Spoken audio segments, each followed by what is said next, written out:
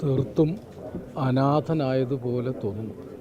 എനിക്ക് മാത്രമാവില്ല, കോടിക്കണക്കായ മനുഷ്യർ നാഥനില്ലാത്ത ഒരവസ്ഥയിലായി എന്നാണ് ആദ്യം എൻ്റെ മനസ്സിൽ തോന്നുന്ന വികാരം. നമ്മുടെ ഭാഷയും അനാഥമായി. വാസുവേട്ടൻ്റെ സാംസ്കാരിക പ്രവർത്തനവും എല്ലാം ഭാഷയ്ക്ക് വേണ്ടിയായിരുന്നു. എൻ്റെ ഭാഷ ഞാൻ തന്നെയാണ് എന്ന് എം ടി പറഞ്ഞു. തുഞ്ചൻ പറമ്പിൽ അദ്ദേഹം 3.5 പതിറ്റാണ്ട് കാലം ചെയ്ത സേവനം മലയാള ഭാഷയെ ഒരു ലോകോത്തര ഭാഷയാക്കി മാറ്റാനാണ്. അതിനുവേണ്ടിയാണ് അദ്ദേഹത്തിൻ്റെ സകല ശക്തിയും അദ്ദേഹം കഴിഞ്ഞ 3.5 പതിറ്റാണ്ട് കാലം ഉപയോഗിച്ചത്.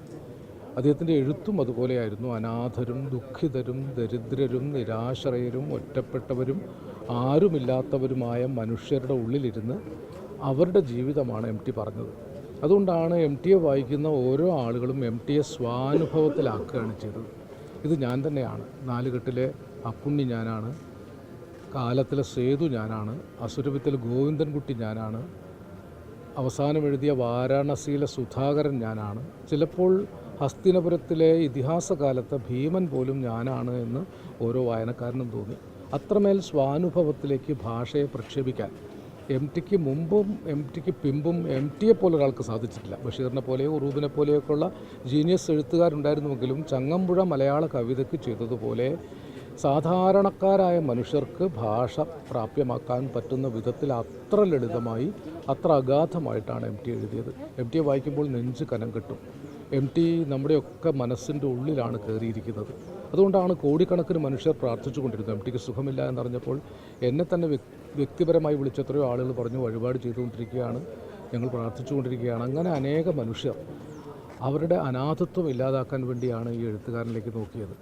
ഒരർത്ഥത്തിൽ 4 തലമുറകളുടെ ഹൃദയത്തിൽ ഒരേ വികാര തീവ്രതയോടുകൂടി ഹൃദയാധികാരം സ്ഥാപിച്ചൊരു എഴുത്തുകാരനാണ്. തനി ഗ്രാമീണനായിരുന്നു. എൻ്റെ നാട്ടിൽ നിന്ന് 10 നാഴിക ദൂരെയാണ് കൂടല്ലൂർ. പുഴയോരത്തെ ഒരു ചെറിയ ഗ്രാമമാണ്. എം ടി അവിടെ ജനിച്ചില്ലായിരുന്നുവെങ്കിൽ കൂടല്ലൂരിനെ ഒരാളും ഓർക്കുകയില്ല.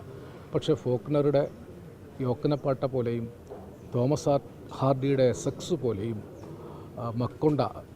മാർക്കേസിൻ്റെ മക്കൊണ്ട പോലെയും ലോക സാഹിത്യ ചരിത്രത്തിൽ കൂടല്ലൂർ എന്ന ഗ്രാമം കൂടല്ലൂർ എന്നല്ലാത്ത പേരിൽ രേഖപ്പെടുത്തപ്പെട്ടിട്ടുണ്ട്.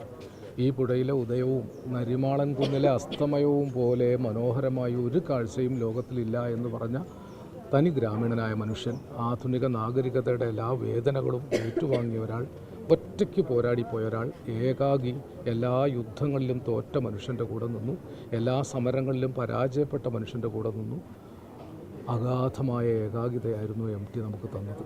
ആ ഏകാന്തമായ വിഷത്തെ അമൃതാക്കി തന്നതാണ് അദ്ദേഹത്തിൻ്റെ രചനകൾ. എം ടി മരിക്കുകയില്ല.